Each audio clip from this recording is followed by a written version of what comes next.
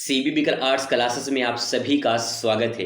आज के इस वीडियो में होम साइंस गृह विज्ञान के मोस्ट इंपॉर्टेंट क्वेश्चन कराएंगे और आपको बता दें दीर्घ उत्तरीय जितने भी क्वेश्चन आपके हैं सब इस वीडियो में कवर करने वाले हैं। अगर आप क्वेश्चन तैयार कर लेते हैं तो यहाँ से आपके पेपर में क्वेश्चन जरूर देखने को मिलेगा, क्योंकि मैंने उन सवालों को सिलेक्ट किया है जो पिछले सालों से लगातार पूछे जा रहे हैं।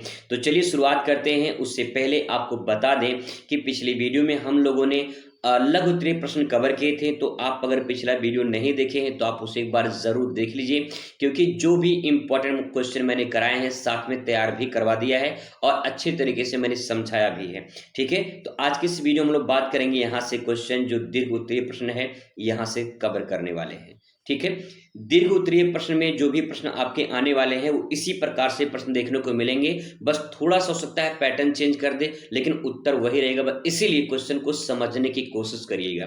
ठीक है, पहला क्वेश्चन देखिए, फैशन के प्रमुख विकास की रूपरेखा दीजिए। यानी जो फैशन है इसकी विकास क्रम, यानी पहले फैशन कैसे होता था, आज की डेट में फैशन कैसे होता है, इन दोनों में क्या अंतर देखने को मिलता है आज की डेट में, वो सब इसमें बताना है, रूपरेखा पूरी तैयार करनी है।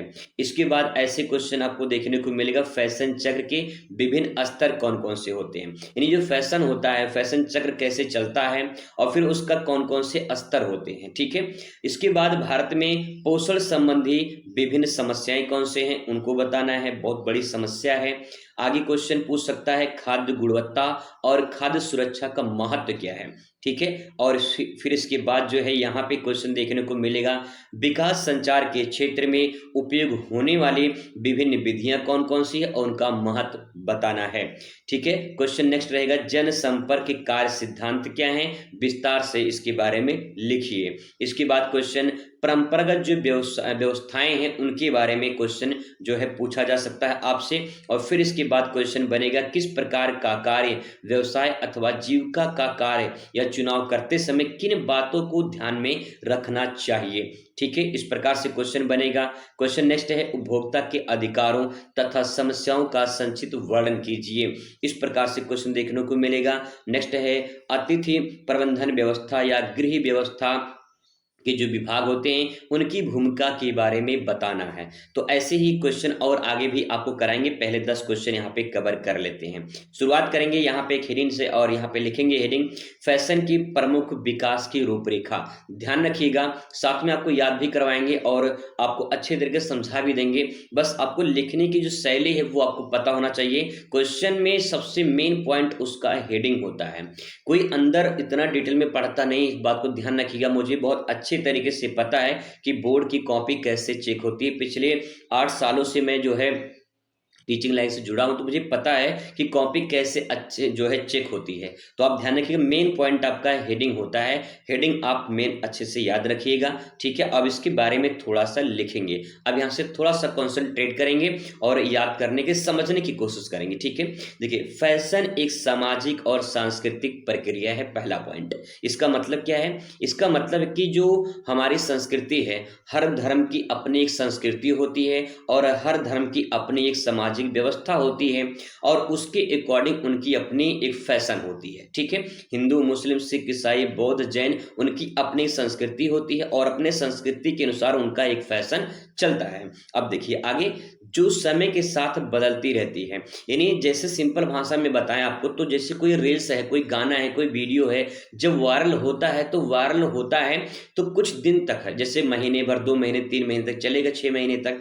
इसके बाद जो है वो धीरे धीरे खत्म होने लगता है, बदलता रहता है, फिर नई वीडियो आती है, नए रील्स आ जाते हैं, वो वायरल होते हैं। ऐसे ही फैशन होता है, फैशन जो है मार्केट में आएगा, कुछ दिन तक रहेगा, फिर गायब हो जाता है। ठीक है, इसका विकास विभिन्न ऐतिहासिक, आर्थिक, तकनीकी परिवर्तनों से प्रभावित हुआ है। इसका मतलब ये है कि जो इसका जो विकास क्रम है, जैसे कि अगर 20 साल पहले देखा जाए तो 20 साल पहले क्या शादी में बफर सिस्टम होता था? नहीं होता था। 20 साल पहले क्या शादी में डीजे जाता था? नहीं जाता था। क्यों? क्योंकि उस टाइम पे प्रचलन में ही नहीं था। इसका मतलब ये है कि जो हमारे विकास क्रम है वो ऐतिहासिक रूप में, यानी पहले कैसे था, फिर इसके बाद जो है आर्थिक रूप से आज के डेट में देखा जाए तो आज के डेट में व्यवसाय बन चुका है पूरी तरह से। ठीक है, और तकनीकी परिवर्तन हुआ है, धीरे धीरे टेक्नोलॉजी बढ़ रही है, उसके अकॉर्डिंग फैशन फैशन नए नए आते रहते हैं, तो ये भी ध्यान रखिएगा। अब यहाँ पे अगर बात करें प्राचीन काल में फैशन कैसे था, तो कैसे था उसके बारे में बताना है। यहाँ पे प्राचीन काल की बात करें 3000 ईसा पूर्व से लेकर 500 ईस्वी तक देखा जाए, उस टाइम पे कैसा था। आपको बता दें कि अगर आपको डेट नहीं याद होगा तो घबराने वाली बात नहीं है, आपको टेंशन लेने वाली बात नहीं है, इसको याद मत करिएगा, ठीक है। 3000 से 5000 ईसा पूर्व मतलब ईस्वी तक अगर आपको पता है तो अच्छी बात, नहीं पता है तो प्राचीन काल तो आपको पता होना चाहिए, ठीक है। अब इसमें लिखेंगे क्या, प्राचीन काल में कपड़े प्राकृतिक तत्वों जैसे पत्तियों, चमड़े, ऊन से बनाए जाते थे। यानी जो कपड़े होते थे उस टाइम पे प्राकृतिक, पहले जो जो है जो वस्त्र होते थे वो पेड़ों के छाल, पेड़ों के जो पत्ते होते थे उसको पत्ते को बनाकर फिर लोग पहनते थे। चमड़े होते, जानवरों को जो चमड़े होते थे उनको जो है उनके खाल को पहनते थे। ऊन से जो वस्त्र बनाए जाते थे उनको पहनते थे लोग। भारत में कपास की खेती बहुत पहले से शुरू हो गई थी जिससे सूती वस्त्र बनने लगे थे। मिस्र, यूनान, भारत में रंगीन और कढ़ाई वाले वस्त्र भी प्रचलित होते थे। तो यहाँ पे क्या लिखेंगे, पहले पॉइंट लिखेंगे प्राचीन काल में कि पहले मानव प्राकृतिक जो तत्व होते थे जैसे पेड़ों से पत्ते, उनके छाल या जानवरों के खाल या फिर जो है उनसे बने जो वस्त्र होते थे उनको पहले इस्तेमाल करते थे। इसके बाद धीरे धीरे और विकास हुआ तो मानव जो है कपास की खेती करना शुरू किया, फिर इसके बाद कपास से कपड़ा बनाना शुरू किया। फिर और आगे थोड़ा प्रचलन हुआ तो मिस्र, यूनान, भारत जैसे देशों में रंगीन कपड़े भी और वस्त्र में कढ़ाई करने के जो प्रचलन वो शुरू हुआ धीरे धीरे, ठीक है। इसके बारे में लिख सकते हैं। फिर इसके बाद यहाँ पे लिखेंगे मध्यकाल। मध्यकाल में शुरुआत होती है 500 से 1500 ईस्वी तक। इसमें देखिए इस युग में वस्त्रों पर जो राजाओं और सामंतों का प्रभाव पड़ा। नहीं, जो वस्त्र होता था इस पे जो राजा होते थे और जो सामंत होते थे उनका प्रभाव बढ़ा। मतलब ये है कि राजा महाराजा जो थे बड़े भारी भरकम वस्त्र पहनते, जैसे शेरवानी होती है ना, उस टाइम पे मखमल, रेशम और सोने चांदी के धागे से बनी पोशाक उच्च वर्ग की पहचान थी। उस टाइम पे राजा महाराजा जो थे बड़े ही जैसे मुगल काल में जरी कढ़ाई वाले वस्त्र लोकप्रिय पहनते थे, जैसे आजकल में शेरवानी पहनते थे, उस टाइम पे लोग शेरवानी पहनते थे। बड़े भारी भरकम होते थे वस्त्र और उसमें सोने चांदी और जो है उसमें विभिन्न प्रकार की जरी कढ़ाई सब अच्छे से उसमें किया जाता था ताकि वो राजा लगे। इस प्रकार से कढ़ाई वस्त्र का निर्माण किया जाता था, ठीक है। तो आप इसके बारे में मध्यकाल में लिख सकते हैं, अच्छे से, कोई दिक्कत नहीं है। बात करेंगे औद्योगिक क्रांति के, तो औद्योगिक क्रांति में लिखेंगे इस युग में मशीनों का आविष्कार हुआ और इससे वस्त्रों में बड़े पैमाने पर उत्पादन हुआ और फिर इसके बाद कपड़े सस्ते हुए और आम जनता तक फैशन पहुंचने लगा। पहले राजा महाराजा ही जो है पहनते थे भारी भरकम वस्त्र कढ़ाई वाले इन सब, लेकिन धीरे धीरे जब मशीनों का आविष्कार हो गया आधुनिक काल में, इसके बाद धीरे धीरे कपड़े सस्ते हुए और आम जनता तक पहुंचने लगे, ठीक है। आगे इसमें आधुनिक युग की बात करें तो इसमें लिखेंगे जो हमारा 1900 से लेकर 2000 जो है ईस्वी है उसमें देखें तो 20वीं सदी में फैशन, ब्रांड, डिजाइनर कपड़े, फैशन शो का चलन बढ़ा और पश्चिमी परिधानों का मतलब वस्त्र का प्रभाव भारतीय समाज पर भी पड़ने लगा। कहने का मतलब कि पश्चिमी यूरोप वगैरह है या पश्चिमी जो देश हैं वहां से लोग भारत में आए, फिर अपना जो परिधान है, जो वस्त्र है, उनके प्रभाव से भारतीय समाज पर भी प्रभाव पड़ा। इसके बाद डिजिटल युग की बात करें तो 2000 से लेकर वर्तमान तक यहाँ पे आपको देखने को मिलेगा कि आज के डेट में सोशल मीडिया, ऑनलाइन स्टोर्स हैं, डिजिटल मार्केटिंग है, इससे संचालित होते हैं और तेज फैशन, फास्ट फैशन जो है, इको फ्रेंडली फैशन जो है उत्पन्न हो रहा है, यानी बढ़ रहा है। कहने का मतलब कि फैशन बहुत तेज से बढ़ रहा है। कोई भी मार्केट में नई वस्त्र आती है तो लोग उसे अपनाना शुरू कर देते हैं, ठीक है। निष्कर्ष में 2 पॉइंट यहाँ पे लिख देंगे कि फैशन लगातार बदलता रहता है और समाज, तकनीकी और अर्थव्यवस्था से प्रभावित होता है। आधुनिक युग में यह उद्योग एक प्रमुख आर्थिक क्षेत्र बन चुका है। यानी कहने का मतलब है कि आज के डेट में कहीं भी कोई भी शादी में जाना है, कोई पार्टी में जाना है तो नए कपड़े चाहिए, कहीं भी जाना है तो नए कपड़े चाहिए। यानी आपका देखा जाए तो जो आवश्यकता है उस आवश्यकता के कारण एक आर्थिक क्षेत्र, मतलब कि एक ऐसा क्षेत्र बन चुका है कि लोग भैया अब पैसा कमाना चाहते हैं, ठीक है। और कपड़ों का दाम देखते हैं कितनी आसमान पे पहुंच चुका है, ठीक है। आगे देखिए नेक्स्ट पॉइंट, यहाँ पे नेक्स्ट क्वेश्चन आपके सामने है, फैशन चक्र के विभिन्न स्तरों का विस्तार से वर्णन कीजिए। तो जो फैशन चक्र है उसके बारे में बताना है। कैसे देखिए फैशन चक्र यानी फैशन साइकिल की बात करें तो फैशन चक्र जीवन को दर्शाता है, जीवन चक्र को दर्शाता है। इसका मतलब क्या है? इसका मतलब है जिसमें नया स्टाइल आता है और लोकप्रिय रहता है और फिर गायब हो जाता है, ये फैशन चक्र है। इसको आप चक्र में बना सकते हैं, जैसे कोई नया नया फैशन आया, ठीक है, कोई नया नया फैशन आया तो फैशन कब तक रहेगा? कुछ दिन तक चलेगा, कुछ दिन तक वो चलेगा, ठीक है, कुछ दिन तक चलेगा। फिर इसके बाद जो है एक दिन ऐसा सिचुएशन आएगा कि वो जो है फिर से गायब हो जाएगा। जब वो गायब हो जाएगा तो फिर नया मार्केट में आएगा। इस प्रकार से चलता रहता है। नया फैशन आएगा, कुछ दिन चलेगा, फिर गायब हो जाएगा, फिर नया आएगा, फिर गायब हो, कुछ दिन चलेगा, फिर गायब हो जाएगा। इस प्रकार की प्रक्रिया को फैशन चक्र कहा जाता है। और मजेदार बात ये है कि इसमें छोटा सा आप एक डायग्राम भी बना सकते हैं इस प्रकार से, तो एग्जामिनर खुश हो जाएगा और हैप्पी होकर आपको पूरा नंबर दे देगा भैया, ठीक है। आगे बात करते हैं इसके बारे में, थोड़ा सा समझने की कोशिश करते हैं, इंट्रोडक्शन, परिचय।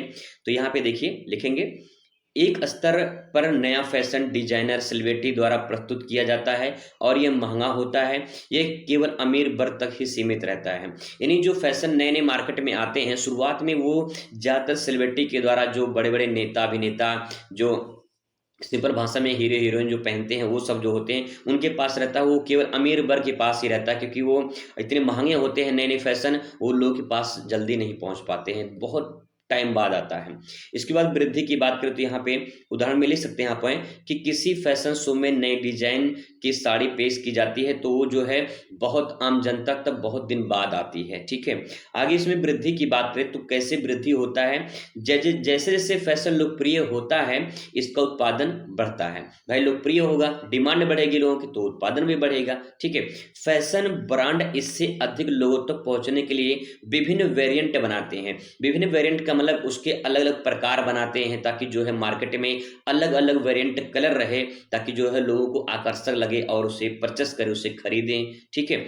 उदाहरण के तौर पे लिखेंगे इसमें, बॉलीवुड अभिनेत्रियों द्वारा पहनी गई ड्रेस आम लोगों तक पहुंचने लगती है जब वो नए नए फैशन मार्केट में लेकर आते हैं, ठीक है। इस प्रकार से एग्जाम्पल भी लिख सकते हैं तो आपका काम परफेक्ट हो जाएगा। आगे बात करते हैं परिपक्वता, मैच्योरिटी की बात करें तो उसमें फैशन मुख्य धारा में आ जाता है। मुख्य धारा का मतलब ये कि अब पूरी तरह से हर वर्गों तक पहुंचने लगते हैं और उत्पादन लागत भी जो है कम होने लगती है। मतलब धीरे धीरे जो है लोग उसे देखते हैं कि अच्छा यही कपड़ा है, अब पहन लिए हैं, अब इसको आवश्यकता नहीं है। तो एक बार जब लोग पहन लेते हैं तो उसकी आवश्यकता खत्म हो जाती है। जैसे जीन्स टी शर्ट लगभग हर वर्ग तक आ चुकी है और लोग उसे पहनते हैं, अपनाते हैं, ठीक है। आगे देखिए अवसान, डिक्लाइन की बात करें उसमें, जब नया फैशन आता है तो पुराना फैशन धीरे धीरे कम लोकप्रिय होने लगता है, ठीक है। सिंपल है, डिस्काउंट ऑफर दिए जाते हैं ताकि वो जो है वो जो पुरानी चीजें हैं वो बिकती रहे, ठीक है। उदाहरण के तौर पर बेल बॉटम पैंट 1970 के दशक में लोकप्रिय थी, लेकिन अब जो है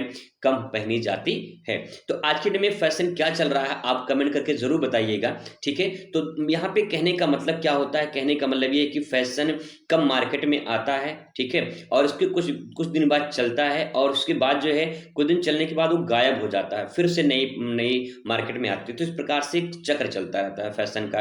विलुप्त की बात करें तो यहाँ पे देखिए कब गायब होता है, इस स्तर पर फैशन पूरी तरह से गायब हो जाता है और केवल जो है विंटेज स्टाइल में कभी कभी देखा जाता है। विंटेज स्टाइल का मतलब जब कभी कभी कोई ऐसी जो है प्रोग्राम होता है, कोई ऐसा काम होता है तो वो देखा जाता है। उदाहरण के तौर पे बात करें, पुराने जमाने की घाघरा चोली आज के केवल पारंपरिक आयोजन में देखी जाती है, ठीक है। जो पुरानी घाघरा चोली थी, आजकल में लहंगा चलता है, तो पुरानी जो घाघरा चोली थी बहुत कम अब देखने को मिलता है। निष्कर्ष में आप यहाँ पे 2 पॉइंट लिख सकते हैं कि फैशन चक्र दर्शाता है कि फैशन समय के साथ बदलता रहता है और इसका हर स्तर समाज की रुचियों और जरूरतों पर जुड़ा होता है। यानी समाज जब तक उसमें इंटरेस्ट रखती है तब तक वो मार्केट में रहता है, इंटरेस्ट खत्म तो उसकी जरूरत से जो है मतलब खत्म हो जाती है। जैसे अगर सिंपल भाषा में बताएं आपको, तो कोई वीडियो शॉर्ट रील्स वगैरह जब वायरल होता है तो कुछ सीमा तक वायरल रहता है, फिर उसके बाद खत्म हो जाता है। इंटरेस्ट जब लोगों को खत्म हो जाता है तो उसके बाद जो है वो मार्केट में गायब हो जाता है, फिर उसके बाद नई कोई गाना आती है, नई कोई वीडियो वायरल होता है, ठीक है। तो उस प्रकार से फैशन होता है। क्वेश्चन नंबर नेक्स्ट आपके सामने है। क्वेश्चन है कि भारत में पोषण संबंधी प्रमुख समस्याएं बताइए। तो भारत में पोषण संबंधी की प्रमुख समस्याएं, यानी जो हम पोषण करते हैं, जो भोजन ग्रहण करते हैं, उसके बाद कौन कौन सी समस्याएं उत्पन्न होती है उससे संबंधित बताना है। तो भारत में पोषण से जुड़ी कई समस्याएं हैं जो स्वास्थ्य और जीवन स्तर को प्रभावित करता है। ठीक है, अब एक बार अगर समझ जाएंगे ना तो समझ के अपनी भाषा में आप इसे लिख सकते, कोई बड़ी बात नहीं है, बस केवल समझने वाली बात है क्वेश्चन पूछ क्या रहा है। ठीक, जो पूछा गया है उसको उसी के अकॉर्डिंग आंसर दीजिए। थोड़ा सा डायग्राम, कोटेशन, मैपिंग, इसमें मैपिंग तो नहीं है, डायग्राम, फिगर, इनका इस्तेमाल करके अच्छे से प्रेजेंट कर सकते। जैसे फैशन चक्र है, फैशन चक्र का अपना अपना चक्र बना लीजिए, इस प्रकार से चक्र चलता है और फिर ये आपको परफेक्ट हो जाएगा, इसके प्रभाव पड़ेगा। इससे एग्जामिनर देखेगा तो लगे कि आप बच्चे ने कुछ अलग किया है, और जब तक अलग नहीं करेंगे तब तक आपको पूरा नंबर नहीं मिलेगा। वही बात होती है कि गाना वायरल क्यों होता है, क्योंकि उस गाने में जो एक्टिंग वगैरह करते हैं लोग वो कुछ अलग करते हैं, कुछ नया करते हैं, तभी तो वायरल होता है। तो उसी प्रकार से आपको कुछ नया करना अपनी कॉपी में। ठीक है, तो यहाँ पे पोषण संबंधी जो प्रमुख समस्याएं हैं उसके बारे में बताना। कौन सी समस्या है पोषण संबंधी? अब कुछ लोग कहते हैं मुझे याद नहीं होता है, तो वो भी तो समस्या है, याद नहीं होना वो भी समस्या है। अब याद क्यों नहीं आता उसके बारे में बताइए, लिखिए कि क्यों याद नहीं होता है। ऐसे ही हमें जो पोषण संबंधित समस्या है उसके बारे में यहाँ बताना। तो आइए बताते हैं क्या क्या समस्याएं हैं। तो यहाँ पे स्वास्थ्य और जीवन के जो है स्तर को प्रभावित करती है। नेक्स्ट है, और यहाँ पे ये समस्याएं गरीबी के कारण होती हैं, अनियमित आहार के कारण होती हैं और जागरूकता की कमी कारण उत्पन्न होती है।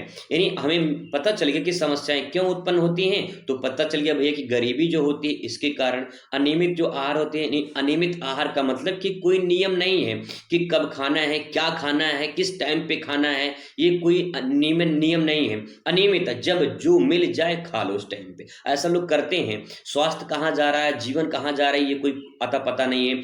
जो मिल जाए और जब मिल जाए, जिस टाइम पे मिल जाए खाई जाओ भैया, खाई जाओ। ये क्या है, जैसे बफर सिस्टम में पहुंच गए हैं, तो बफर सिस्टम में पहुंचने के बाद लोग क्या करते हैं कि जो मिल जाए, जिस सिचुएशन में मिल जाए, बस मिल जाए खा लो भैया, पेट भरने से मतलब है। आज की डेट में लोग पेट भरते हैं, पौष्टिक आहार नहीं लेते हैं, क्योंकि फास्ट फूड जो प्रचलन बढ़ रहा फास्ट फूड का, वही कारण है क्योंकि लोग पेट भरना चाहते हैं। जो जीभ होती है ना उसको स्वाद मिलना चाहिए, बस स्वाद मिल रहा है बस और काम चल रहा है। तो इस प्रकार से यहाँ पे लिख सकते हैं। इसके बारे में जागरूकता कमी कारण जो है ये सब उत्पन्न होती, समस्याएं उत्पन्न होती है। अब आइए एक एक करके बात करते हैं। यहाँ पे कुपोषण, ठीक है, कुपोषण क्या होता है? एक लाइन में आपसे क्वेश्चन पूछ सकता, कुपोषण को परिभाषित कीजिए। तो यहाँ पे देखिए, भारत में बच्चों और महिलाओं में कुपोषण एक गंभीर समस्या है, पहला पॉइंट। दूसरा देखिए, उचित पोषण न मिलने के कारण बच्चों की वृद्धि रुक जाती है। उचित पोषण का मतलब होता है कि अच्छा पोषण, अच्छा भोजन ना मिले, पौष्टिक आहार ना मिले।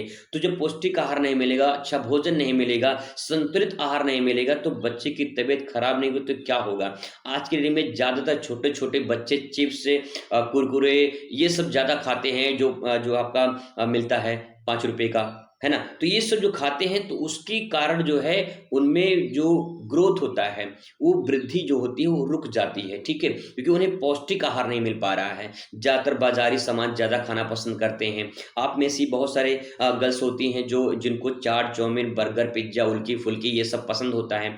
ये सब आप पसंद करते हैं, ये सब आप खाते हैं। ठीक है, तो ये सब क्या है, इससे बच्चों का जो ग्रोथ होता है ना वो रुक जाता है, वृद्धि नहीं हो पाती है, ना तो मानसिक का ना तो शरीर का विकास हो पाता है। ठीक है, आगे देखिए, उदाहरण के तौर पे बात करें, ग्रामीण में छोटे बच्चों में प्रोटीन और विटामिन की कमी देखने को मिलती है। ज्यादातर बच्चे क्या होते हैं, छोटे बच्चे हैं, उनको जो मिलेगा वही खाएंगे। बच्चे बच्चे हैं भाई, उनको जो मिलेगा वही खाएंगे, इसीलिए उनको पौष्टिक आहार नहीं मिल पाता, प्रोटीन विटामिन अच्छे से नहीं मिल पाती है, जिसके कारण जो है कुपोषण से ग्रसित हो जाते हैं। ठीक है, इसके बारे में लिख सकते हैं, कोई दिक्कत तो नहीं होगा। आगे बात करते हैं, नेक्स्ट क्वेश्चन देखिए, मतलब नेक्स्ट पॉइंट देखिए, मोटापा और अस्वास्थ्यकर आहार। अस्वास्थ्यकर आहार का मतलब ये होता है कि हमें अपने स्वास्थ्य के अकॉर्डिंग आहार नहीं मिलता है, वो अस्वास्थ्यकर आहार हो जाएगा। और मोटापा कैसे बढ़ता है, फास्ट फूड वगैरह से, जो तला भुना लोग खाते हैं। ठीक है, जो है शहरी क्षेत्रों में फास्ट फूड, असंतुलित आहार के कारण मोटापा और हृदय रोग बढ़ रहे हैं। तो देखिए, यहाँ पे सिंपल भाषा में बताया गया कि मोटापा किसके कारण बढ़ता है, असंतुलित आहार। असंतुलित आहार का मतलब कि आपका आहार जो है सही नहीं है, आपके शरीर के अकॉर्डिंग नहीं है, संतुलित नहीं है। और फास्ट फूड, चाट, चाउमीन, फुल्की, पिज्जा, बर्गर, ये सब, मोमोज, ये सब जो है आपके फास्ट फूड जो आपके मोटापा को बढ़ाते हैं, तला भुना चीज। ठीक है, उदाहरण के तौर पे बात करें, अधिक तले भुने भोजन सेवन से डायबिटीज और उच्च रक्तचाप आपका समस्या बढ़ती है। तो इस प्रकार से आप इसे लिख सकते हो, ठीक है। एक एग्जाम्पल मैंने यहाँ पे लिखा है ताकि आप उसे समझ पाओ आसानी से और आसानी से लिख पाओ। बस आप मेन हेडिंग इसको ध्यान में रखिएगा, आगे बना के अपने मन से भी आप लिख सकते हो, ठीक है। सूक्ष्म पोषक तत्वों की कमी। सूक्ष्म पोषक तत्वों की कमी का मतलब इसमें देखिए आयरन, कैल्शियम, विटामिन ए, इन सब की कमी का स्वास्थ्य जो है समस्या उत्पन्न होती है, क्योंकि जो सूक्ष्म पोषक मतलब कि जो पोषक तत्व हैं वो हमें नहीं मिल पाते हैं, ना तो आयरन मिल पाता है, ना तो कैल्शियम, ना तो विटामिन, फिर विभिन्न प्रकार की समस्याएं उत्पन्न हो जाती हैं। इंसान को जो है आगे स्वास्थ्य में जो है दिक्कत होती है। जैसे कि देखा जाए आयरन की कमी से एनीमिया की समस्या बढ़ रही है। तो इस प्रकार से आप एग्जाम्पल लिख सकते हैं कि कौन से कमी से कौन सा रोग होता है, ये भी आप लिख सकते हैं, ठीक है। आगे देखिए नेक्स्ट है खाद्य सुरक्षा। खाद्य सुरक्षा नहीं बल्कि खाद्य असुरक्षा है। ग्रामीण और शहरी, गरीब और ग्रामीण इलाकों में लोगों को पर्याप्त पोषण नहीं मिल पाता है, ठीक है। और यहाँ पे अब जो नहीं मिल पाता तो उसके पीछे रीजन क्या है? रीजन बहुत सारे हैं। गरीब परिवारों को असंतुलित आहार प्राप्त नहीं हो पाता, जिससे कुपोषण जो है बढ़ता है, ठीक है। इसके बारे में लिख सकते हैं। और फिर इसके बाद नेक्स्ट पॉइंट रहेगा अपमिश्रण। अपमिश्रण का मतलब ये है कि खाद्य पदार्थों में हानिकारक मिलावट होने से स्वास्थ्य पर नकारात्मक प्रभाव जो है पड़ रहा है। जैसे दूध में मिलावट करते हैं लोग, और बहुत सारे ऐसे सिचुएशन आप देखेंगे जब त्योहार आज से दिवाली है, होली है, इस होली और दिवाली में बहुत सारे मिष्ठान जो बनाए जाते हैं बहुत आपको देखने को मिले कि इसमें कई प्रकार के लोग जो है मिलावट मिला देते हैं, ठीक है। और उससे लोगों का स्वास्थ्य के बारे में चिंता नहीं होती कि उनके ऊपर क्या प्रभाव पड़ेगा, लेकिन उनको पैसा कमाने से मतलब है, ठीक है। कभी भी अगर आप जैसे आप किसी दुकान पे जाइए सामान खरीदने के लिए, मान लीजिए आप सब्जी खरीद रहे हैं, कभी सब्जी वाला ये नहीं कहेगा सब्जी बासी है या सब्जी 2 दिन पुराना है, वो कहेगा मैडम ये ताजा है, नंबर 1 का भी देखिए अभी ताजा लेकर आए हैं, वो यही कहेगा। वो कभी ये नहीं कहेगा ये 2 दिन पुराना है या बासी है, इसको मत खरीद, कभी नहीं कहेगा। वो ताजा बेचेगा क्योंकि उसको बेचना है, उसको पैसा कमाना है। आपके स्वास्थ्य से किसी कोई लेना देना नहीं, ये बात ध्यान रखिएगा। अगर लेना देना होता तो कोई फास्ट फूड जो है, जो लोग इतना सेवन करते हैं ना, उतना ज़्यादा सेवन नहीं करते। तो उसको ध्यान रखिएगा, आपकी लाइफ में, आपके जीवन में क्या प्रभाव पड़ता है, कितना प्रभाव पड़ता है, इसको किसी से कोई मतलब नहीं है। मतलब है सिर्फ आपको, और आप भी नहीं सोचते हैं कि हमारे स्वास्थ्य पर क्या प्रभाव पड़ेगा। वो बाद में पता चलता है जब इंसान को समस्याएं उत्पन्न हो जाती हैं, ठीक है। उसका ध्यान रखिएगा, अच्छे से उसको लिख सकते हैं। समाधान की बात करें, इसमें समाधान क्या है? संतुलित आहार के प्रति जागरूकता को बढ़ाना। ये संतुलित आहार लोगों को बताना चाहिए कि संतुलित आहार लेना चाहिए, जो हमारे शरीर के लिए, स्वास्थ्य के लिए अच्छा हो, उसका भोजन हमें, वो ऐसा भोजन ग्रहण करना चाहिए, ठीक है। नेक्स्ट है सरकारी पोषण योजनाओं की प्रभावी रूप से लागू करना। जो सरकारी पोषण योजनाएं हैं कि सरकार के द्वारा योजनाएं जो चलाई जाती हैं पोषण संबंधी, वो योजनाएं प्रभावी रूप से लागू हो और उसको पालन करना चाहिए। नेक्स्ट है स्वास्थ्य और पोषण शिक्षा बढ़ावा देना। स्वास्थ्य और पोषण से संबंधित शिक्षा बहुत कम लोग को मिल पाती है। आप होम साइंस पढ़ रहे हो, आप ये सब पढ़ते हो, ये सब पढ़ने के बावजूद भी आप वही करोगे जो पहले करते आ रहे हो, यानी चाट, चाउमीन, फुल्का नहीं फुल्की, पिज्जा, बर्गर, ये सब आप खाओगे, आप वही करोगे जो आप करते आ रहे हो, क्योंकि कोई बदलाव नहीं हो, क्योंकि जीभ जो है ना उसको स्वाद मिल गया है और स्वाद मिलना चाहिए। जब तक स्वाद नहीं मिलेगा तब तक वो बार बार कहेगा कि चाट खाना है, चाउमीन खाना है, बर्गर खाना है, पिज्जा खानी है, ये सब बार बार हिट करता है, ठीक है। तो आप ध्यान रखिएगा। निष्कर्ष में लिखेंगे भारत में पोषण की समस्याएं गंभीर समस्या है और इनके समाधान के लिए सरकार, समाज और व्यक्तिगत रूप से प्रयास करने चाहिए। सरकार को भी आगे आना चाहिए, पूरे समाज को भी ध्यान में रखना चाहिए और व्यक्तिगत अपने आप को सोचना चाहिए कि जो हम ग्रहण कर रहे हैं क्या हमारे लिए उचित होगा या नहीं। अगर उचित है तो आप उस दिन से व्यक्ति अगर समझ जाएंगे तो समाज समझ जाएगा, समाज समझ जाएगा तो सरकार तो काम कर ही रही है, ठीक है भैया। चलिए आगे बात करते हैं क्वेश्चन नेक्स्ट, खाद्य गुणवत्ता और खाद्य सुरक्षा का महत्व क्या है। तो आइए इसके बारे में बात करते हैं, थोड़ा सा इसके बारे में लिखेंगे। खाद्य गुणवत्ता और खाद्य सुरक्षा का सीधा संबंध हमारे स्वास्थ्य से है, ठीक है।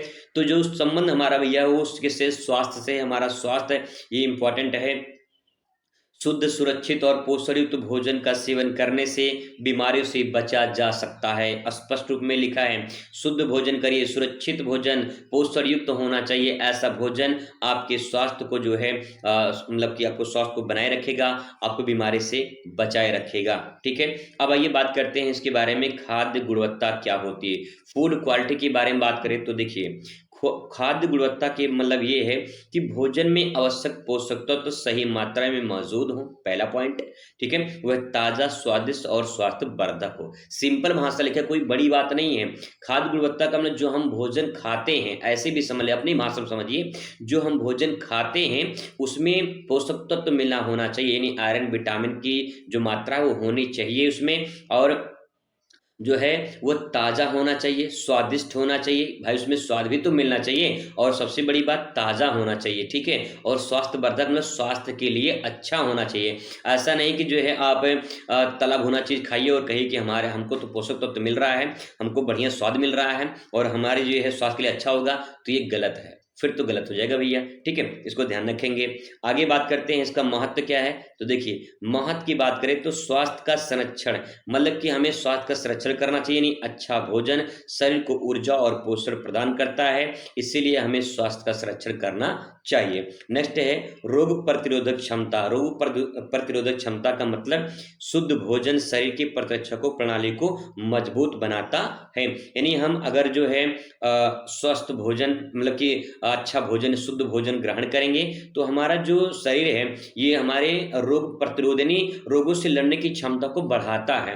ठीक है, अगर आपका स्वास्थ्य नहीं अच्छा रहेगा तो बीमारी और ग्रहण मतलब और जाके घेर लेगी और फिर इंसान और ग्रसित हो जाता है बीमारी से। ठीक है, तो इसका ध्यान रखिएगा। आगे है बाजार मूल्य। बाजार मूल्य का मतलब है कि उच्च गुणवत्ता वाला भोजन अधिक महंगा और विश्वसनीय होता है। जैसे अगर आप कभी सेब वगैरह खरीदे होंगे तो दुकान पे जाएंगे, जो ठेले वाला होते हैं वो 2-3 प्रकार के सेब रखे रहते हैं। वो बोलते हैं कि एक 80 रुपये किलो है, मान लेते हैं कि एग्जाम्पल में लेते हैं, एक 100 रुपये किलो है। तो लोग क्या करते हैं, 100 वाला बहुत कम खरीदते हैं, 80 वाला ज़्यादा खरीदते हैं क्योंकि सस्ता रहता है। लेकिन ये नहीं सोचते हैं कि 80 वाला 80 वाला में क्या क्वालिटी है और 100 वाले में क्या क्वालिटी है। तो कुछ ना कुछ तो अंतर हुआ तभी तो वो बेच रहा है। तो इसका मतलब ये है कि जो महंगे होते हैं वो विश्वसनीय और मतलब विश्वसनीय बहुत आपको देखने को मिलेगा कि उच्च गुणवत्ता वाले होते हैं, उस अच्छा होता है लेकिन बहुत कम लोग उसका यूज कर पाते हैं। उदाहरण के तौर पे बात करें, ताजे फल सब्जियां अच्छी गुणवत्ता वाले खाद्य पदार्थों को उदाहरण में माने जाते हैं, लिख सकते हैं इसको। अब बात करते हैं फूड सेफ्टी के बारे में। तो खाद्य सुरक्षा क्या होती है इसके बारे में तो देखिए, खाद्य सुरक्षा का अर्थ है भोजन हानिकारक तत्वों से मुक्त होना और उसे सुरक्षित तरीके से संग्रहित तैयार करना खाद्य सुरक्षा कहलाता है। जैसे आप खाना बनाए हो, ठीक है, खाना बनाने के बाद क्या ऐसे खुले में छोड़ देते हैं उसे या खुला छोड़ देते हैं? नहीं, उसे ढक कर रखते हैं। दूसरी बात ये है, अगर मान लीजिए रात में खाना बच गया तो लोग उसको फ्रिज में रख देते हैं, ठीक है, जिससे हम खाद्य की सुरक्षा कर सकें, उसे बचा सके, उसका संग्रहित कर सके, उसे सुरक्षित कर सके। तो खाद्य सुरक्षा का मतलब ये है कि जो हमारे पास भोजन सामग्री है उसका संरक्षण करना है, उसे सुरक्षित रखना है, वो खराब ना हो। ठीक है, इसलिए हमें बचा कर रखना है, वो खाद्य सुरक्षा फूड सेफ्टी हो जाएगा। आगे महत्व की बात करें, इसमें महत्व में लिखेंगे रोग की रोकथाम। दूषित भोजन फास्ट जो है पाइजिंग और पेट बीमारियां हो सकती हैं, इसीलिए जो है आपको जो भोजन है उसको संरक्षण करना जरूरी होता है। सामाजिक कल्याण के लिए सुरक्षित भोजन समाज में सभी वर्गों के लिए आवश्यक होता है, और समाज को अगर सुरक्षित भोजन स्वस्थ जो है शुद्ध भोजन मिलेगा तो शरीर भाई इंसान का स्वस्थ रहेगा। ठीक है, नेक्स्ट है अर्थव्यवस्था पर प्रभाव। अर्थव्यवस्था पर प्रभाव का मतलब एक खाद्य सुरक्षा का पालन करने से खाद्य उपयोग की जो है साख बढ़ती है। साख का मतलब उसकी जो मजबूती है वो बढ़ती है। ठीक है, दूसरी बात यहाँ पे देखिए कि यहाँ पे जो अर्थव्यवस्था का प्रभाव का मतलब ये है कि अगर हम भोजन को बचा कर रखेंगे तो हमारी आने वाली जो पीढ़ी है उसके लिए भी बचा रहेगा, है ना।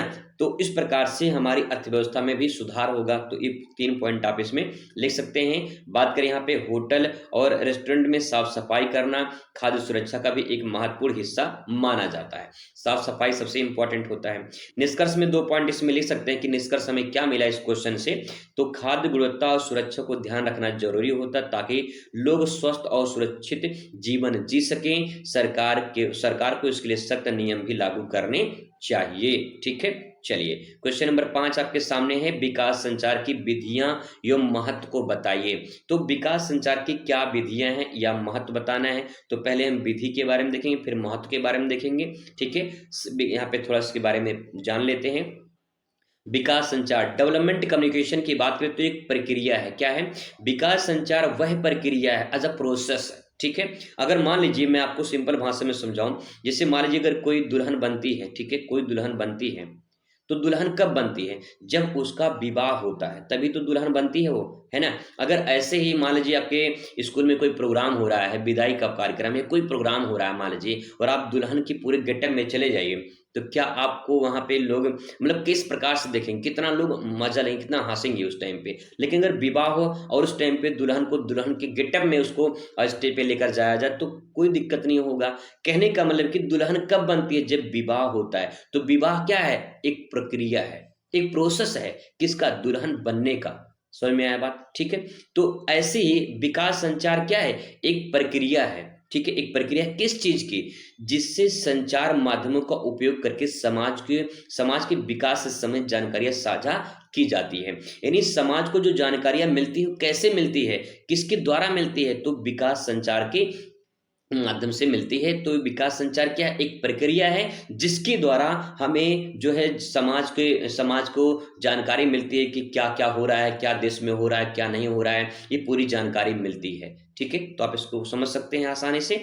अब इसके बारे में बात करें कि में कौन कौन सी विधियां हैं, तो आइए विधि की बात करें। देखिए, पारंपरिक संचार, ठीक है। और अब अगर यहाँ पे पारंपरिक संचार की बात करें, तो देखिए जैसे नुक्कड़ नाटक होता है, जो नाटक वगैरह करते हैं ना, जैसे आपने भी स्कूल में नाटक वगैरह किया होगा, ऐसे ही नुक्कड़ नाटक होता है। छोटे छोटे जगह पे लोग जाके 4-5 लोग इकट्ठा होकर नाटक करते हैं, नुक्कड़ नाटक बोलते हैं उसे। लोकगीत, पोस्टर, कठपुतली शो माध्यम से जानकारी देना, ये सब पारंपरिक संचार के रूप में जाना जाता है। उदाहरण के तौर पे बात करें, स्वच्छ भारत अभियान के तहत नुक्कड़ नाटक कराए जाते हैं। बहुत सारे जगह पे स्वच्छ भारत अभियान के तहत जो है नुक्कड़ नाटक कराया जाता है, ताकि लोग जाने समझे कि जो है स्वच्छता कितना इंपॉर्टेंट है हमारे जीवन में। ठीक है, तो ये सब जो है संचार का भी एक पार्ट माना जाता है। ठीक है, आगे देखिए, इलेक्ट्रॉनिक मीडिया। इलेक्ट्रॉनिक मीडिया का मतलब क्या है? इलेक्ट्रॉनिक मीडिया का मतलब है कि भैया टेलीविजन, रेडियो, फिल्में, समाचार पत्रों का जो उपयोग है, इन सबको इलेक्ट्रॉनिक मीडिया का नाम दिया गया है। आज के दिन में सबसे बड़ा जो है वो आपका सोशल मीडिया है, जो आगे आने वाला है। ठीक है, उदाहरण के तौर पर बात करें, कृषि संबंधित जानकारी देने के लिए टेलीविजन कार्यक्रमों का जो है उपयोग किया जाता है। इस प्रकार से इसको लिख सकते हैं। आगे देखिए, डिजिटल संचार, डिजिटल कम्युनिकेशन की बात करें तो सोशल मीडिया सबसे बड़ा प्लेटफॉर्म है। इंस्टाग्राम, फेसबुक, यूट्यूब, ये सब क्या है? Social media, website, mobile app का उपयोग, ये सब जो है जागरूक फैलाते हैं, और ये आज के दिन में सबसे बड़ा संचार का माध्यम है, सबसे बड़ा संचार का माध्यम। ठीक है, आगे देखिए, सरकारी योजनाओं को जानकारी देने के लिए वेबसाइट या फिर ऐसे बहुत सारे सोशल मीडिया हैं जहां से हमें स्रोत मिलते हैं। अब इसके बारे में बात करें, इसके महत्व के बारे में बात करेंगे, तो देखिए महत्व में जन जागरूकता बढ़ाना। जन जागरूकता बढ़ाना का मतलब क्या होता है कि लोग जाने, जैसे आप यहाँ पे पढ़ रहे हो, तो ऐसे न जाने कितने लोग पढ़ रहे होंगे, तो लोग पढ़ रहे हैं, जानते हैं, समझते हैं इस चीज को, तो लोग ऐसे ही फैलाएंगे, बातों को फैलाएंगे। समाज को विभिन्न सरकारी योजनाओं और सामाजिक मुद्दों की जानकारी मिलती है, और बहुत सारी चीजें मिलती हैं। यानी जन जागरूक मतलब जन मतलब लोग होता है। ठीक है, लोग क्या होंगे? जागरूक होंगे, लोग जानेंगे क्या सही है क्या गलत है। जैसे आप पढ़ रहे हो, तो आपको पता होगा कि आप जो पढ़ रहे हो कि वो ऐसे बहुत सारे लोग पढ़ाने वाले हैं, आपको कहाँ समझ में आता है, कहाँ अच्छा लगता है, आप वहाँ पे पढ़ोगे। ठीक है, तो आपको जागरूकता होगी तभी तो। नेक्स्ट है साक्षरता और शिक्षा। इसका महत्व ये है कि हमें साक्षरता और शिक्षा का मतलब ये कि दुरुस्त शिक्षा क्षेत्रों में शिक्षा प्रदान करने के लिए डिजिटल माध्यम उपयोगी है। यानी अच्छी शिक्षा या दूरस्थ शिक्षा, आप मतलब कि आप यहाँ पे घर बैठे पढ़ रहे हो, तो ये जो शिक्षा का माध्यम है, ये भी तो कम्युनिकेशन, ये भी तो संचार है, जिससे आप बातों को सुन पा रहे हो। ठीक है, आगे देखिए, कृषि और स्वास्थ्य में सुधार। कृषि और स्वास्थ्य क्षेत्र में सुधार का मतलब है किसानों को नई तकनीकों और नागरिकों को स्वास्थ्य सुविधाओं की जानकारी मिलती है। इसका मतलब ये है कि जो किसान हैं, जो अन्य क्षेत्र के लोग हैं, उनको स्वास्थ्य संबंधी या फिर नई तकनीकी जो मार्केट में आती है उसके बारे में जानकारी प्राप्त होती है। अगर आपको बता दें सिंपल भाषा में कहें, तो आप संचार का बहुत सारे महत्व लिख सकते हैं। 3 ही महत्व नहीं, और भी महत्व लिख सकते हैं कि संचार का क्या महत्व है। आपके पढ़ने में मदद करता है, ठीक है? आपको कोई जानकारी चाहिए तो जानकारी मिल जाती है आसान से। मान लो किसी देश में दूसरे देश में कोई घटना घटे, आपको वो जानकारी मिल जाती है, कैसे? वो संचार के माध्यम से ही मिलता है, ठीक है? तो यहाँ पे इस पॉइंट को लिख सकते हैं, निष्कर्ष में लिखेंगे कि विकास संचार के माध्यम से समाज के विभिन्न वर्गों को जागरूक किया जाता है और इसके लिए सरकार, मीडिया को मिलाकर काम करना चाहिए, ठीक है? इस प्रकार से आप इसे लिख सकते हैं। क्वेश्चन नंबर नेक्स्ट आपके सामने है, जनसंपर्क के कार्य सिद्धांत क्या है? जनसंपर्क के कार्य सिद्धांत का मतलब लिखेंगे, जनसंपर्क यानी लोगों से संपर्क। तो यहाँ पे पब्लिक जो रिलेशन है उसके बारे में बताना है। तो पब्लिक रिलेशन महत्वपूर्ण संचार प्रक्रिया है जो किसी संगठन या जनता के बीच विश्वास स्थापित करने का कार्य करता है। इसका मतलब ये है कि जो जनसंपर्क है वो लोगों को विश्वास दिलाता है कि ये इंसान अच्छा है, ये इंसान गलत है। कहने का मतलब है कि यहाँ पे हमें जानकारी मिलती है कि कौन सही है, कौन गलत है, या कौन प्लेटफॉर्म सही है, कौन प्लेटफॉर्म गलत है, इसके बारे में हमें जानकारी प्रदान होती है। अब इसके प्रमुख सिद्धांत कौन से हैं, आइए बात करते हैं। तो पहला यहाँ पे देखिए, पहला है सत्यता और पारदर्शिता। सत्यता और पारदर्शिता का मतलब क्या है, इसके बारे में यहाँ पे लिखेंगे, जनता को सही और स्पष्ट जानकारी देना। पहला पॉइंट, अगर आप जानकारी दे रहे हैं किसी को, सही और स्पष्ट जानकारी दीजिए। उदाहरण के तौर पे बात करें, किसी कंपनी द्वारा अपने उत्पादों को सटीक जानकारी देना, ये इसमें शामिल होता है। जैसे मान लीजिए आप दुकान खोले हो ब्यूटिशियन का और आपने सामान बेच रहे हो, कोई सामान बेच रहे हो, तो जो सामान आप बेच रहे हैं उसके बारे में सही जानकारी पहुंचना चाहिए और स्पष्ट जानकारी हो, आधा अधूरा ना हो कि जो है वो 2 दिन में सामान खराब हो जाए, ऐसा आधा अधूरा जानकारी नहीं है। उसकी कोई वारंटी गारंटी होनी चाहिए और सही जानकारी आपको पहुंचानी है। अगर सही जानकारी आप देंगे, स्पष्ट जानकारी देंगे, तो वो कस्टमर दोबारा आपके दुकान पे जरूर आएगा,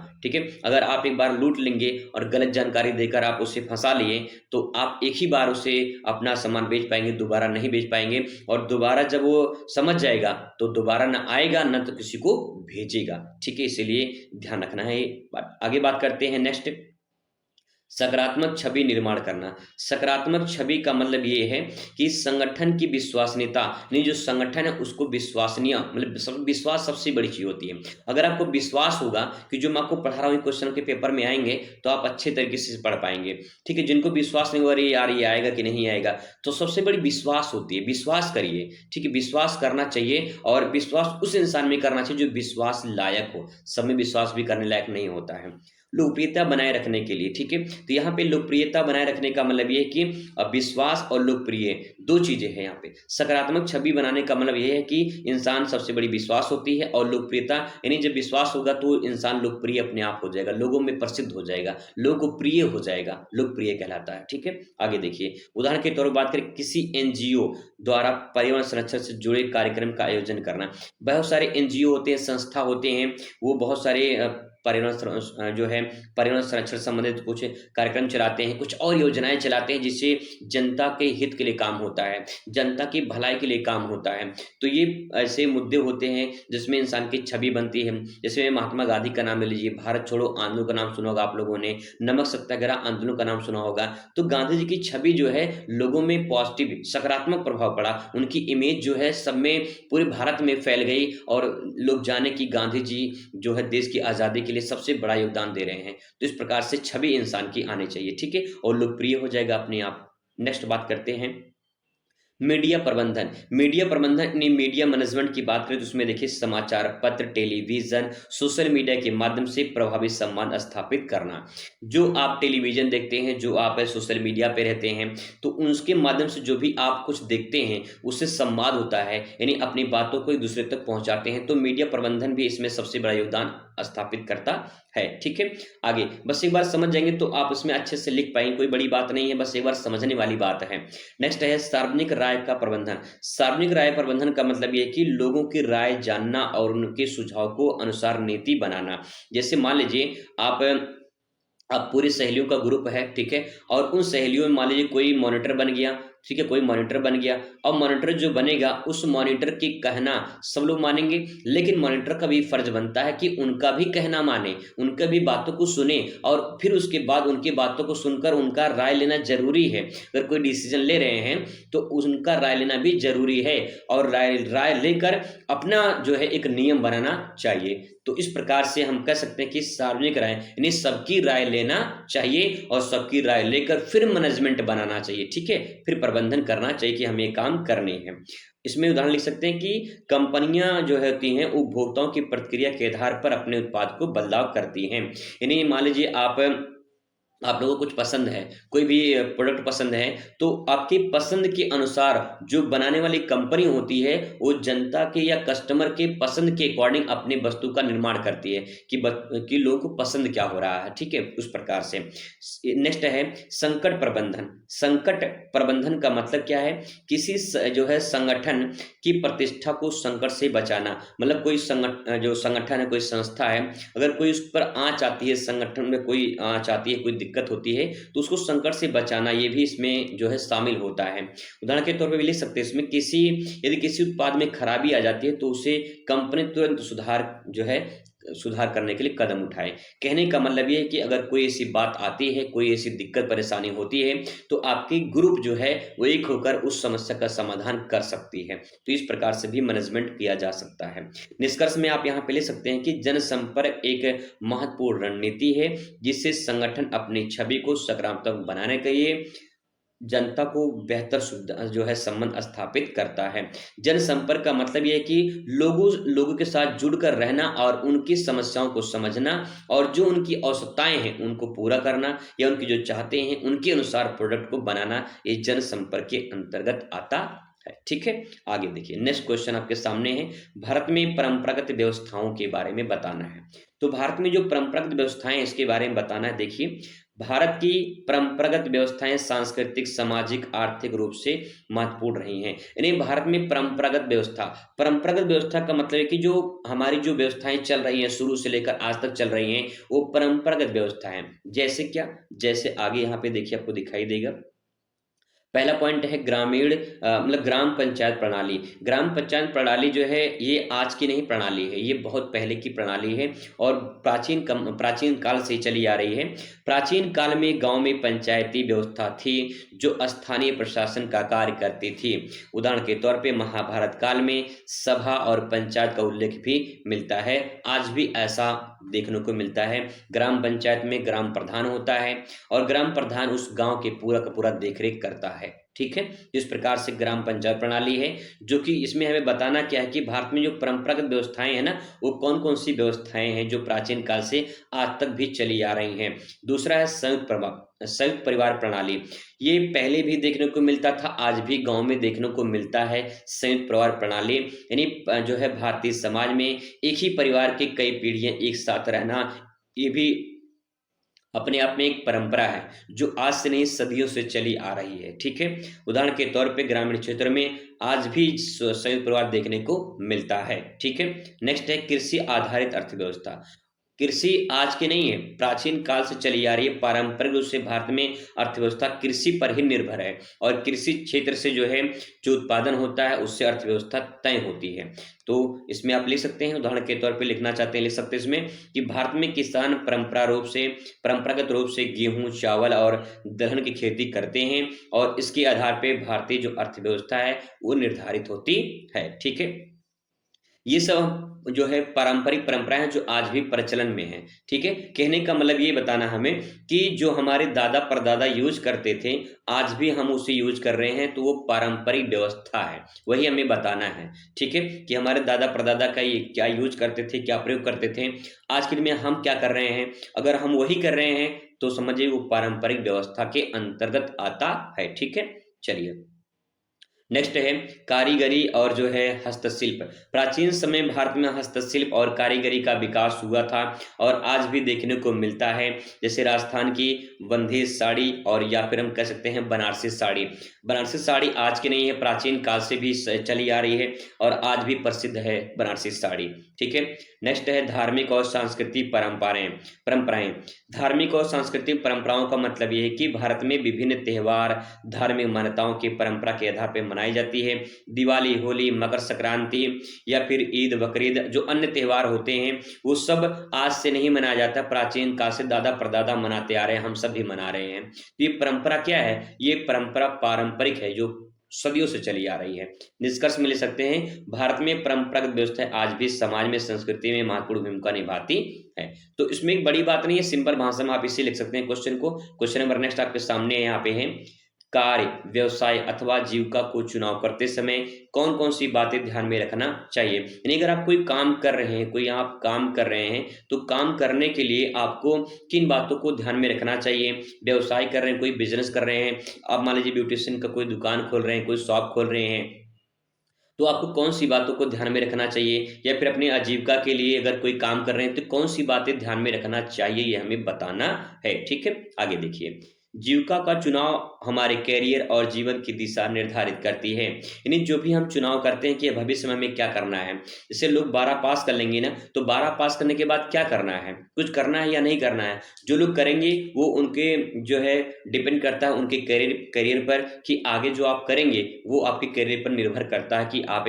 भविष्य में क्या बनेंगे। ठीक है, तो उस टाइम पे हमें कौन सी बातें ध्यान में रखना है वही बताना है यहाँ पे। तो जो आप जीविका का चुनाव कर रहे हैं उससे करियर पर क्या प्रभाव पड़ेगा, वो करियर के ऊपर निर्भर करता है। ठीक है, सही करियर चुनाव के लिए हमें कई प्रकार के जो है विचार करना चाहिए। तो विचार करने के लिए हमें कई प्रकार के बारे में सोचना चाहिए कि हमें क्या करना चाहिए, क्या गलत है, क्या सही है, भविष्य में क्या करना है। ठीक है, उसके बारे में जरूर अध्ययन करना चाहिए। अब कैसा होगा इसका अध्ययन, आइए देखते हैं। रुचि और योग्यता का आकलन पहले करना चाहिए। आपका इसमें किस में इंटरेस्ट है, किस चीज में इंटरेस्ट है, उसका आकलन करिए। ठीक है, आकलन का मतलब उसको देखिए, समझिए, परखिए, जानिए। आपसे बेहतर आपको कोई नहीं जानता, ये बात ध्यान रखिएगा। तो आप जो हैं वो आप हैं, इसीलिए आपको कोई आपसे बेहतर नहीं जान सकता है, ना तो कोई टीचर जान सकता है ना तो आपको जो है आपके माँ बाप जान सकते हैं। आपसे बेहतर आपको कोई नहीं जान सकता है, इसीलिए अपना चुनाव खुद करना चाहिए। ठीक है, करियर चुनते समय ये देखना जरूरी होता है कि हमारी रुचि किस क्षेत्र में है और हमारे पास कौन कौन सी योग्यताएं हैं। जब आप 12 पास कर लोगे तो आपके पास एक योग्यता आ जाएगी कि आप 12 पास कर लिए हैं, और आपको देखना कि आपको इंटरेस्ट किस में है, किस में रुचि है, आगे क्या करना है, उसके अकॉर्डिंग अपना चयन करना है। उदाहरण के तौर पे अगर समझाना चाहें तो आप इतना समझ सकते हैं, यदि किसी व्यक्ति को गणित या जो है और उसे विश्लेषण में रुचि है तो बैंकिंग, डेटा साइंस में करियर बना सकता है। किसी को अन्य विषय में रुचि है तो उसमें जा सकता है। किसी को ब्यूटिशियन में इंटरेस्ट है तो ब्यूटिशियन में जा सकता है। किसी को सिलाई कढ़ाई में इंटरेस्ट है तो सिलाई कढ़ाई कर सकता है, जिसमें आपको इंटरेस्ट हो, जिसमें आपको रुचि हो। ठीक है, नेक्स्ट बात करते हैं शैक्षिक योग्यता। शैक्षिक योग्यता जो है ये निर्धारित करती है कि भविष्य में आप क्या बनेंगे। जिस क्षेत्र में करियर बनाना है उसके लिए आवश्यक शैक्षिक योग्यता प्राप्त करना जरूरी होता है। आपके पास क्या योग्यता है वो डिपेंड करता है, और आगे क्या करना चाहते हैं वो डिपेंड करता है आपके करियर पर। डॉक्टर बनने के लिए मेडिकल की पढ़ाई करनी जरूरी होती है। ठीक है, अब यहाँ पे अगर आप डॉक्टर बनना चाहते हैं तो आपको डॉक्टर की पढ़ाई करनी पड़ेगी। ठीक है, तो इस प्रकार से अपनी शैक्षिक योग्यता जो है निर्धारित करते हैं, और उसी के अकॉर्डिंग जो है लोगों को उनकी जॉब मिलती है। रोजगार के अवसर, जॉब, अगर रोजगार की बात करें तो यहाँ पे यह देखना जरूरी है कि चुनाव किए गए क्षेत्र में भविष्य में कितने रोजगार उपलब्ध होते हैं। यानी अगर मान लीजिए कोई आप जो है कंपटीशन की तैयारी करते हैं, तो आप जो तैयारी कर रहे हैं उसका कोई उद्देश्य होगा कि जो आप तैयारी कर रहे हैं उससे भविष्य में क्या बन सकते हैं, किस क्षेत्र में जा सकते हैं, रोजगार के अवसर कहाँ देखने को मिलेंगे। तो ये डिपेंड करता है आपके जो है इंटरेस्ट पर। ठीक है, नेक्स्ट है, उदाहरण के तौर पे ले सकते हैं कि आईटी और डिजिटल मार्केटिंग क्षेत्र में आजकल अच्छी संभावनाएं देखने को मिल रही हैं, तो लोग यहाँ पे अपना भविष्य बना रहे हैं। ठीक है, आगे बात करते हैं वेतन और अस्थायित्व। किसी भी करियर का चुनाव करते समय वेतन और नौकरी की स्थिरता पर ध्यान देना जरूरी होता है। उदाहरण के तौर पे बात करें तो सरकारी नौकरियां स्थायित्व के लिए जानी जाती हैं, जबकि स्टार्टअप अधिक जोखिम होता है। स्टार्टअप का मतलब ये होता है कोई आप मान लीजिए आप कोई शॉप खोलना चाहते हैं, कोई बिजनेस करना चाहते हो, तो आप जब बिजनेस करोगे तो उसमें जोखिम भरा होता है कि चलेगा कि नहीं चलेगा। ठीक है, अगर चल गया तो बहुत अच्छी बात, नहीं चलेगा तो भी दिक्कत हो जाएगी। एक जोखिम भरा होता है कि चलेगा कि नहीं चलेगा, लेकिन अगर जो है सरकारी जॉब मिल जाती है तो आपका निर्धारित हो जाता है कि भैया आपको इतना वेतन मिलेगा। ठीक है, उसके अकॉर्डिंग। नेक्स्ट है 5वां नंबर, देखिए आपके यहाँ पे है कार्य संतुलन और जीवन शैली। कार्य संतुलन जीवन शैली का मतलब ये है कि ऐसा करियर चुनना चाहिए जिससे व्यक्तिगत जीवन को प्रभावित ना करे। ठीक है, उदाहरण के तौर पे आईटी क्षेत्र में कुछ नौकरियां घर से भी की जा सकती हैं जिससे जीवन संतुलन बना रहे। कहने का मतलब ये है कि आपको अपना ऐसा करियर चुनना है जिससे आपके जीवन पर कोई प्रभाव ना पड़े। ऐसे बहुत सारे लोग हैं जो सरकारी नौकरी में भी हैं लेकिन अपनी नौकरी से संतुष्ट नहीं है, तो उनकी जीवन शैली यानी वर्क लाइफ बैलेंस यानी बराबर नहीं है। जो लाइफ उनकी है बस वो किसी प्रकार से मजबूरी में काम कर रहे हैं, ठीक है, लेकिन वो संतुष्ट नहीं है। तो इस प्रकार से काम करना चाहिए जो हमारी संतुष्टि के लिए हो। ठीक है, निष्कर्ष में लिख सकते हैं कि करियर का चुनाव सोच समझ कर करना चाहिए ताकि भविष्य में संतुष्टि और सफलता प्राप्त हो सके। यानी जो आप करना चाहते हैं उसका सोच समझ कर निर्णय लेना चाहिए। क्वेश्चन नंबर नेक्स्ट है, उपभोक्ता के अधिकारों और समस्याओं का संक्षिप्त वर्णन कीजिए। तो उपभोक्ता के क्या अधिकार हैं, तो आइए देखते हैं। हर उपभोक्ता को अपने अधिकारों को जानकारी होना चाहिए ताकि वो बाजार में ठगी और अन्याय से बच सके। हम सब एक उपभोक्ता हैं। उपभोक्ता वो होता है जो किसी वस्तु का उपयोग करने वाला होता है, उसे उपभोक्ता कहा जाता है। और हमारे कुछ अधिकार होते हैं। अधिकार का मतलब ये है कि जैसे मान लीजिए आप कोई सामान खरीदने गए हो तो आप उस सामान के बारे में आपको जानकारी होना चाहिए, और जानकारी नहीं है तो दुकानदार आपको उसके वस्तु के बारे में जानकारी दे, और सही जानकारी, ऐसा नहीं गलत जानकारी दे। हालांकि ऐसा देखा जाता है कि हर दुकानदार अपनी सामान की बड़ाई करता है, कभी भी ये नहीं कहेगा कि मैडम जी ये देखिए लहंगा बहुत अच्छा है, या जो है कभी नहीं कहेगा कि मैडम जी देखिए लहंगा जो है खराब हो चुका है, इसको मत लीजिए, ये वाला लहंगा अच्छा है, कभी नहीं कहेगा। वो खराब से खराब ही चीज बेचने की कोशिश करेगा। तो कहने का मतलब ये है कि आप जब वस्तु खरीदने जाएं तो आपको जानकारी होना चाहिए कि उसकी दाम क्या है, वो उसकी क्वालिटीज क्या है, उसकी जो क्या महत्व है, क्या विशेषताएं हैं, ये आपको जानकारी होना चाहिए। अगर नहीं जानकारी है तो आप उस दुकानदार से पूछ सकते हैं उसके बारे में, ताकि वो ठगी से बच सके। ठीक है, अब देखिए उपभोक्ता के कौन कौन से अधिकार हैं। तो यहाँ पे कंज्यूमर राइट्स, उपभोक्ता के अधिकार, पहला है सुरक्षा का अधिकार, राइट टू सेफ्टी।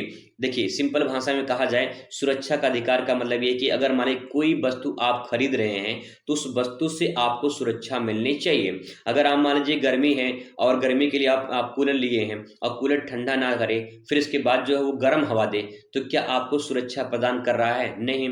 इसका मतलब ये है कि उसकी सुरक्षा, जो वस्तु आप खरीद रहे हैं वो आपको सुरक्षा प्रदान करे, हमारा सुरक्षा का अधिकार होता है। ठीक है, उपभोक्ता जो वस्तु खरीद रहा है उसको सुरक्षा का अधिकार होना चाहिए और उसका अधिकार है। ठीक है, उपभोक्ता को सुरक्षित और मानक गुणवत्ता वाले उत्पाद मिलने चाहिए। मिलावटी खाद्य पदार्थों की बिक्री रोकने के लिए सरकार खाद्य सुरक्षा मानक लागू करती है। उदाहरण के तौर पे समझ सकते हैं, इसे लिख भी सकते हैं। सिंपल भाषा में अगर आप लिखना है तो लिख सकते हैं कि कोई वस्तु जब हम खरीदते हैं तो उस वस्तु से हमें सुरक्षा मिलनी चाहिए, पहला पॉइंट। ठीक है, आगे देखिए। नेक्स्ट है जानकारी का अधिकार। जानकारी का अधिकार का मतलब ये कि हमें जानकारी होना चाहिए उस वस्तु के बारे में। उपभोक्ता को उत्पाद की कीमत, सामग्री, उपयोग और एक्सपायरी डेट की जानकारी दी जानी चाहिए। अगर आप खरीदने गए हैं कोई सामान तो आपको उसकी कीमत पता होना चाहिए, सामग्री के बारे में पता होना चाहिए, उसको उपयोग के बारे में पता होना चाहिए, एक्सपायरी डेट जो होती है उसके बारे में पता होना चाहिए। अगर आपको ये सब पता है तो इसका मतलब कि आपको जानकारी है, तो आप ठग नहीं जाएंगे। ठीक है, आगे इसमें उदाहरण के तौर पे देखिए, दवाओं के पैकेट पर उनके दुष्प्रभाव जो होते हैं वो लिखे होते हैं और उसको उपयोग की विधि लिखी होती है। तो लोग पढ़ नहीं पाते, समझ नहीं पाते, लेकिन उसको बताना चाहिए। ठीक है, कि क्या इससे हानि, क्या इससे नुकसान हो सकता है, लेकिन कोई बताता नहीं है। आगे बात करते हैं चयन का अधिकार, राइट टू चॉइस।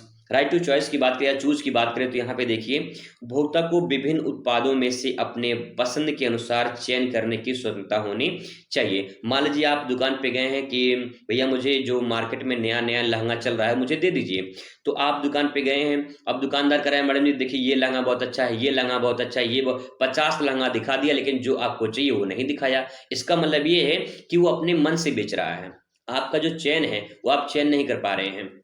इसका मतलब ये है कि आपने पसंद का जो है आप नहीं ले पा रहे हैं। तो यहाँ पे होता क्या है कि जो आपको चाहिए वो नहीं मिल पा रहा है, तो चयन का अधिकार आपका बनता है, आपको जो चाहिए वो लीजिए। दुकानदार के कहने से नहीं लेना है। ठीक है।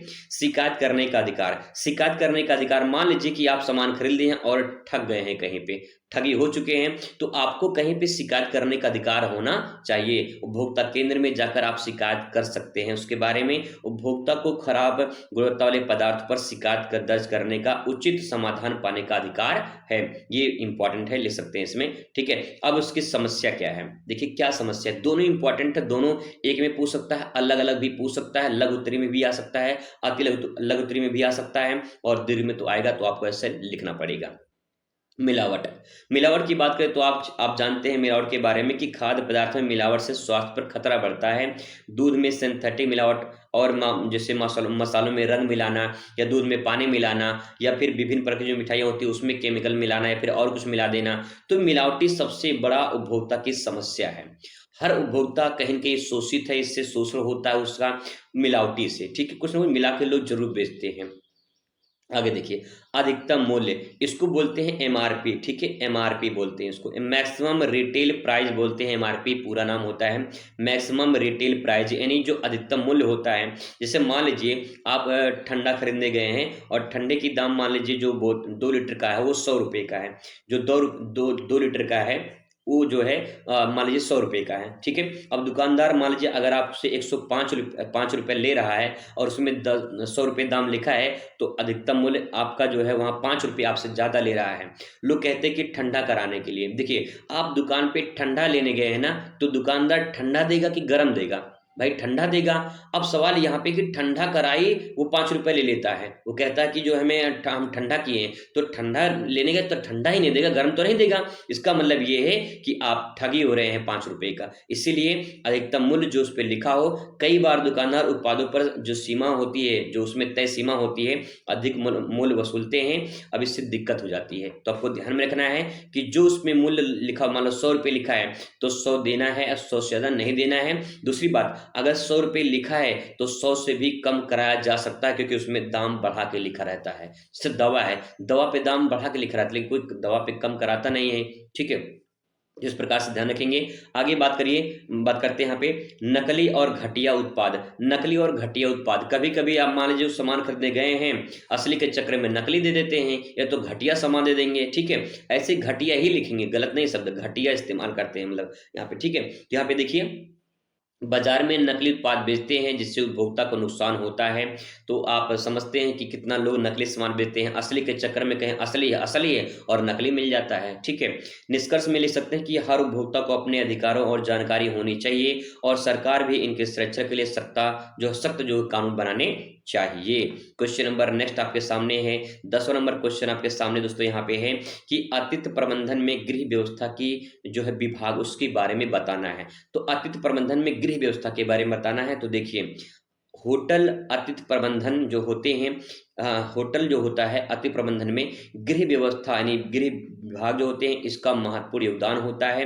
ये विभाग जो होटल होता है, साफ सफाई, अतिथियों की सुविधा और सुखद वातावरण बनाए रखने के लिए जिम्मेदार होता है। कहने का मतलब क्या है? कहने का मतलब कि जो अतिथि होते हैं, आपके घर में कोई मेहमान आया, जो मेहमान आता है उस मेहमान के लिए कोई व्यवस्था तो करेंगे कि जब मेहमान कहीं भी सो जाए? नहीं, उसके लिए व्यवस्था करते हैं गृह व्यवस्था विभाग। यानी जो आप व्यवस्था कर रहे हैं उस जो अपने अपने जो मेहमान आपके घर में आए हैं उसके लिए, अतिथि जो आए हैं उसके लिए आप व्यवस्था करेंगे, क्या बनाना है, क्या खिलाएंगे उनको, कहाँ उनको रुकना है, कहाँ सोना है, कहाँ बैठना है, इस प्रकार से व्यवस्था करनी है, पूरा मैनेजमेंट करना होता है, तो अतिथि प्रबंधन होता है। ठीक है। इसका मतलब ये कि जो मेहमान आए हैं उसके लिए आपको गृह व्यवस्था करनी है, किस प्रकार से करना है, क्या भूमिका होती है, तो उसको समझना है। कमरों की साफ सफाई रख रखाव, यानी जिस कमरे में आप अतिथि को रखने वाले हैं, क्या कमरा पूरा कबाड़ से भरा होगा, या गंदा होगा, या पूरा मच्छर लगते होंगे, क्या आप उन्हें रखेंगे उसी में? तो नहीं रख पाएंगे। जैसे मान लीजिए अगर आपके शुरुआत में जो नए नए जीजा आते हैं, जब नए नए जीजा आते हैं तो नए नए जीजा का बड़ा भव्य स्वागत किया जाता है। मेरा भी हुआ था, ऐसे भव्य स्वागत हुआ था।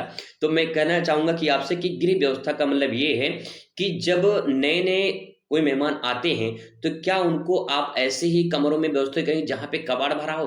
नहीं, आप उन कमरे में आप उन्हें रखना चाहेंगे जहाँ कमरों की साफ सफाई अच्छी हो, अच्छा रूम हो, अच्छा रख रखाव हो, वहाँ आप उन्हें रखना चाहेंगे। इस प्रकार से देखिए इसमें लिख सकते हैं इसमें कि होटल के कमरों और अन्य क्षेत्रों को स्वच्छता बनाए रखने के लिए उसमें जो है हम काम करते हैं।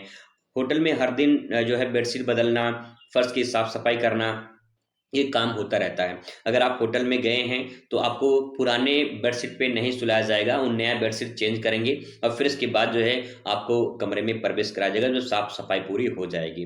ठीक है? अगला पॉइंट इसमें लिखेंगे नेक्स्ट पॉइंट, अतिथियों की आवश्यकताओं की पूर्ति।